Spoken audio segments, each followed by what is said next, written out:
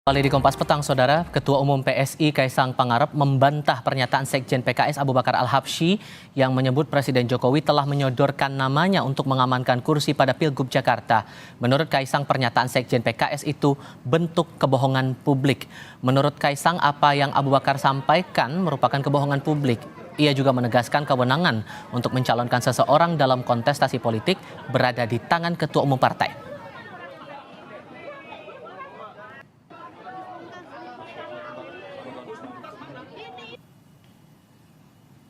Melalui keterangan tertulis kepada kami Jumat 28 Juni, Kaisang bilang Pak Sekjen PKS tidak bicara sesuai fakta. Pak Jokowi tidak pernah menawarkan nama saya ke partai-partai. Silakan cek atau sebut partai mana yang pernah ditawari Pak Jokowi. Cara-cara seperti itu tidak baik dan ini merupakan kebohongan pada publik.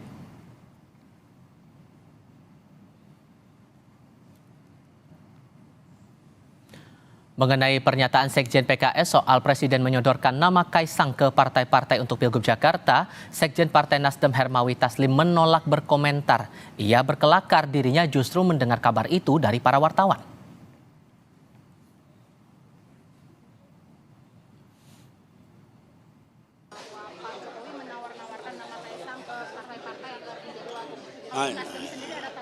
Nah itu biar Sekjen PKS yang jawab lah, jangan saya yang jawab.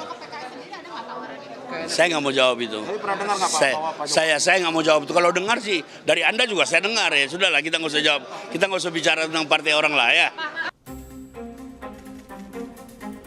Lagi-lagi nama Jokowi disebut-sebut beri andil dalam Pilkada 2024 November nanti. Terbaru, pernyataan Sekjen PKS yang menyebut Jokowi menawarkan nama putra bungsunya Kaisang ke partai-partai untuk dampingi Ridwan Kamil di Pilgub Jakarta.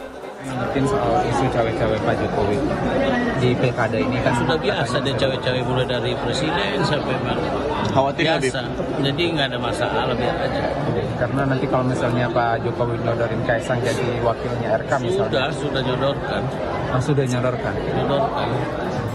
Pernyataan Sekjen PKS ini pun menuai bantahan dari berbagai pihak.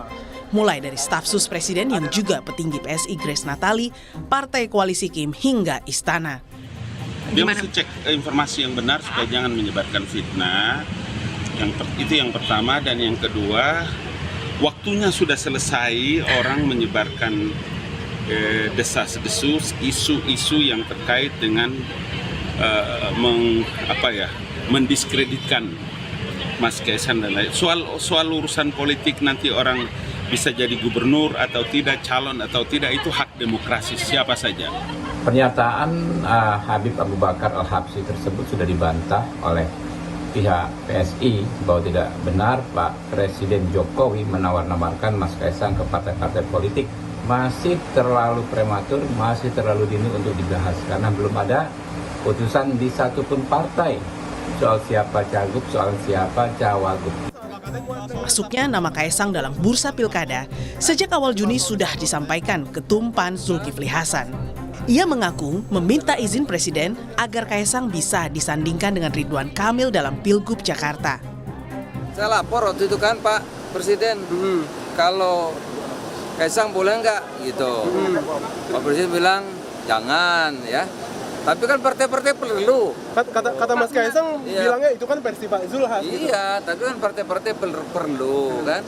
Perlu apa? Agar bisa menang gitu. Dalam beberapa pekan terakhir, nama Kaisang kerap didorong untuk menjadi cawagup mendampingi dua nama yang saat ini mengemuka, yakni Ridwan Kamil dan Anies Baswedan. Kaisang pun pernah berkata, ia lebih memilih menjadi pendamping Anies karena alasan elektabilitas. Tim Liputan, Kompas TV.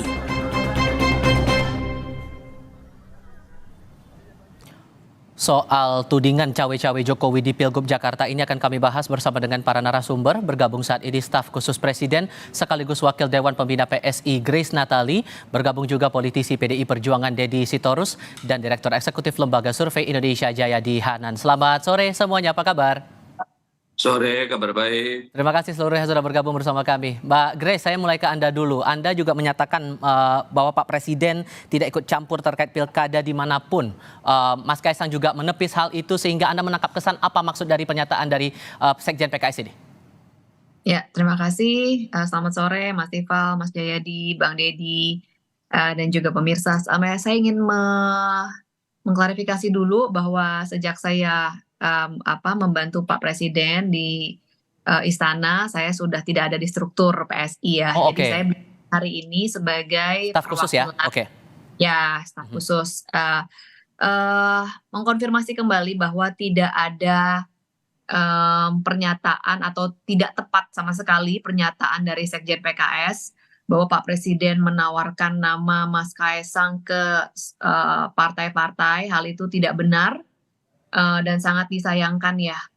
Karena kalau tadi kita simak lebih lanjut pernyataannya bahwa Mas Kaisang mengatakan tidak ada sama sekali dan ini tidak sesuai dengan fakta. Jadi ada pertanyaan juga lebih lanjut, kalau memang Pak Sekjen PKS membuat pernyataan demikian, apakah menerima informasi yang salah atau dengan sengaja menyebarkan informasi yang salah, motivasinya apa? Yang pasti Pak Presiden tidak ikut campur di dalam pilkada. Pilkada itu ranahnya para partai-partai, khususnya ketua umum partai. Kalau kita bicara soal pencalonan, tentunya di situ akan diperhitungkan popularitas dari masing-masing tokoh, kursi dari partai-partai ada berapa, apakah bisa koalisi dan tidak dan sebagainya gitu. Jadi sekali lagi kami tegaskan bahwa tidak ada dari Pak Presiden ikut campur dalam hal-hal terkait pilkada. Oke, Bang Dedi, ini sudah ada bantahan begitu dari Kaisang langsung membantah, pihak istana juga membantah bahwa tudingan yang disampaikan oleh Sekjen PKS ini. Kalau Anda pribadi mewakili PDI Perjuangan, apakah Anda cukup familiar dengan pola-pola seperti ini? Kalau kita ingat di Pilpres kan sempat bantah dulu di awal, kemudian endingnya ya ujung-ujungnya tetap dimajukan juga begitu kandidat dari keluarga presiden maju di pemilu. Ya, pertama saya mau tanggapi bahwa Grace di sini sebagai juru bicara istana ya, karena ada hal yang sangat prinsip kemarin ketika Grace itu diangkat jadi komisaris Main ID, kita tidak disebutkan statusnya sebagai pengurus partai gitu. Jadi nanti kita cek aja apa benar di Dirjen AHU Kumham itu sudah tidak ada nama Grace Natali gitu. Karena ini kan soal bagaimana kita menghormati aturan itu yang penting bagi saya. Nah, soal Pak Jokowi dikatakan sudah minta pada PKS, saya bisa jawab orang PKS dong. Tidak ada orang lain di luar itu ya. Dan sekarang kan PKS lagi aksi tutup mulut nih, kagak mau bicara ke media lagi kan, disuruh stop semua bicara soal itu. Dan kita sudah tahu rekam jejak sekjennya Pak Habib, ya itu kan memang punya keinginan yang sangat kuat supaya PKS masuk ke kabinet pemerintahan mendatang gitu. Jadi itu yang kedua. Yang ketiga, kita taruhan aja deh Mas, nanti kalau misalnya saya ajak nih Haryadi, Jayadi sama Grace nih, kalau nanti Kaisang maju lari 10 kali di Istora Senayan gitu. Ya, daripada kita bilang enggak, ini enggak. Dulu kan Gibran juga begitu gitu. Jadi kalau sekarang dibilang A berarti B, itu kan masyarakat. Tapi pada prinsipnya ya silakan saja gitu. Silakan saja mau apapun ya, mau majukan Gibran, Kaisang, itu kan hak demokratis. Kita hargain. Tapi kan memang yang tetap menjadi masalah bagi kita, seharusnya itu berlangsung secara fair. Karena untuk itulah reformasi itu mengorbankan nyawa banyak orang. Kalau sampai kekuasaan setback lagi seperti Pilpres kemarin, ini kayak kita keledai aja nih, jatuh ke lubang yang sama terus. Pada prinsipnya saya tidak masalah. Mau itu diminta ke PKS, mau itu Kaisang maju, nggak ada masalah. Itu hak asasi. Yang menjadi poin kita adalah apakah kemudian akan ada nih sinetron lanjutan dari Pilpres kita kemarin. Sesungguhnya kami juga sudah berupaya untuk mengajak PKS untuk turut serta dalam diskusi ini, tapi sampai dengan kita berdiskusi masih belum ada respon yang lebih lanjut soal ini. Saya ke Mas Jayadi kalau begitu. Mas Jayadi, pernyataan dari Sekjen PKS ini ya sebetulnya asbun saja atau asal disebutkan saja kepada publik, walaupun kemudian sudah dibantah dari beberapa pihak, atau sebetulnya sinyalnya udah kelihatan dari sekarang sebetulnya bahwa ada cawe-cawe Jokowi di Pilgub Jakarta? Ya, sama dengan Bang Dedi, saya juga nggak tahu ya apakah pernyataan dari PKS itu benar apa enggak ya. Itu betul, sama harus ditanya ke Sekjen PKS gitu. Itu yang lebih bijak ya. Tetapi terlepas dari ada yang mengajukan apa enggak, siapa yang mengajukan ya, yang pasti kita sebagai analis, pengamat maupun masyarakat secara umum itu melihat ada upaya untuk memajukan Kaisang untuk jadi cagup, untuk masuk ke pilkada maksudnya, entah cagup, entah cawagup kan gitu. Dan itu kan terlepas dari yang mungkin Kaisangnya yang memang mempersiapkan diri. Nah, dari sisi ini kan dia menjadi ketua umum partai. Lalu kemudian pernyataan-pernyataan Kaisang menunjukkan bahwa dia berminat untuk masuk di pilkada, terutama di Pilgub Jakarta. Itu kan jelas sekali ada minat Kaisang untuk itu. Waktu Pak Zul menyatakan Pak Jokowi melarang katakanlah Kaisang untuk maju di Pilgub Jakarta, kan dibantah juga oleh Kaisang. Kaisang mengatakan itu kan versi Pak Zul, versi yang lain belum tentu, kan kira-kira gitu. Itu artinya kan jelas bahwa Kaisang sendiri itu mempersiapkan diri atau dipersiapkan untuk masuk ke pilkada. Nah, karena Kaisang itu anak presiden, tentu saja orang akan mengaitkannya dengan presiden. Apalagi baru-baru ini kan ada keputusan hukum yang langsung atau tidak langsung itu terkait dengan memungkinkan atau tidak memungkinkannya Kaisang untuk maju sebagai cagup ataupun cawagup gitu. Jadi kalau kita lihat dari fakta-fakta itu, terlepas dari siapa yang mengajukan, siapa yang mempersiapkan, ada upaya yang cukup sistematis untuk memasukkan Kaisang ke arena kompetisi pilkada, kan jelas. Ditambah lagi bahwa banyak dorongan juga sebetulnya dari partai-partai. Tadi juga kami tampilkan pernyataan dari Pak Zulhas, ada keinginan bahwa sebetulnya didorong agar Kaisang ini bisa dimajukan di Pilgub Jakarta dengan alasan bahwa ini potensinya bisa menang. Apakah Presiden juga sudah merespon dorongan-dorongan seperti ini, Mbak Grace? Dan bagaimana menindaklanjuti dorongan itu dari para partai politik? Tapi jawabnya nanti ya, Mbak ya. Kita lanjutkan lagi diskusinya usai jeda berikut ini. Kami masih melanjutkan diskusi bersama staf khusus Presiden Grace Natali, lalu politisi PDI Perjuangan Deddy Sitorus dan Direktur Eksekutif Lembaga Survei Indonesia Jayadi Hanan. Mbak Grace, tadi ada tudingan bahwa ini polanya mirip-mirip sama dengan Pilpres lalu begitu. Ditambah fakta bahwa banyak partai yang berupaya menyandingkan nama putra Presiden ini, Kaisang Pangarep, dengan calon-calon lain untuk Pilgub DKI. Anda meresponnya gimana sebagai staf khusus Presiden dan bagaimana reaksi Presiden soal itu? Ya, sekali lagi saya ingin mengklarifikasi bahwa terkait berita yang beredar, pernyataan dari Sekjen PKS bahwa Presiden menawarkan nama Mas Kaisang ke partai-partai atau diartikan lebih jauh cawe-cawe pilkada, ini tidak benar. Nah, sampai di situ ya, agar clear begitu. Kemudian kalau terkait pernyataan Mas Tifal barusan, kita ini saya pikir harus juga bisa menempatkan Mas Kaisang. Beliau ini kan sekarang ketua umum partai. Berarti sama posisinya beliau ini dengan ketua-ketua umum partai lainnya. Yang kalau kemudian saat ini sedang aktif berkomunikasi dengan partai-partai lainnya, memang momennya mau pilkada kan. Jadi sama saja, apalagi PSI kalau di DKI Jakarta punya kursi, di tempat-tempat lain juga yang punya kursi, saya pikir sedang melakukan komunikasi politik, ya harus kita lihat sebagai fenomena yang wajar, karena memang momennya mau pilkada, dan lagi-lagi ini adalah ranahnya partai-partai, ranahnya para ketua umum partai, di mana tidaklah benar bahwa Pak Presiden menawarkan atau ikut campur dalam diskusi yang menjadi ranahnya para ketua umum partai ini. Begitu. Jadi soal apakah Mas Kaisang langkah politiknya seperti apa bisa ditanyakan mungkin ke jajaran DPP PSI. Saya dalam hal ini tidak mau berkomentar lebih jauh karena bukan porsi saya terkait hal itu. Sekalipun bertalian juga dengan putusan MA waktu itu yang bisa membuka potensi bahwa Mas Kaisang ini bisa maju begitu. Ya, silakan ditanyakan kepada DPP PSI sendiri. Oke, Bung Deddy, kalau Anda menangkapnya ini kan sebetulnya dua parpol yang mendorong nama Kaisang untuk Pilgub Jakarta kayak PAN dan PKB ini kan sebetulnya dua-duanya kompak membantah ditawari Presiden untuk usung nama Kaisang ini. Nah, Anda sebagai politisi, Anda menangkapnya bahwa bisakah kemudian parpol ngendorse nama tanpa ada titipan dalam tanda kutip begitu? Saya kalau lebih sering kita bicara data negara yang bocor ya pada ngomongin soal Kaisang maju atau Jokowi campur tangan atau enggak. Karena itu lebih penting buat bangsa ini gitu. Jadi kalau soal Pak Jokowi mau cawe-cawe atau enggak ya itu hak beliau lah, terserah beliau kan presiden gitu loh. Jadi saya nggak terlalu pengen lah membicarakan itu lebih jauh. Rakyat sendiri kan kalau lihat medsos kan sampai ada istilah sen kiri belok kanan itu kan udah gambaran masyarakat kita melihat ya. Jadi kalau sekarang kita melihat banyak sandiwara sana sini ya kita tunggu saja ujungnya. Ujungnya nanti nyalon kan enggak gitu loh. Iya kan? Jadi bahwa Pak Presiden bilang jangan sama Pak Zul, ya kalau partai-partai mau ya haknya. Makanya saya bilang ngapain kita buang energi bahas ini, Bung. Negara ini lebih perlu penting kita bahas tuh soal data kita yang jebol gitu loh.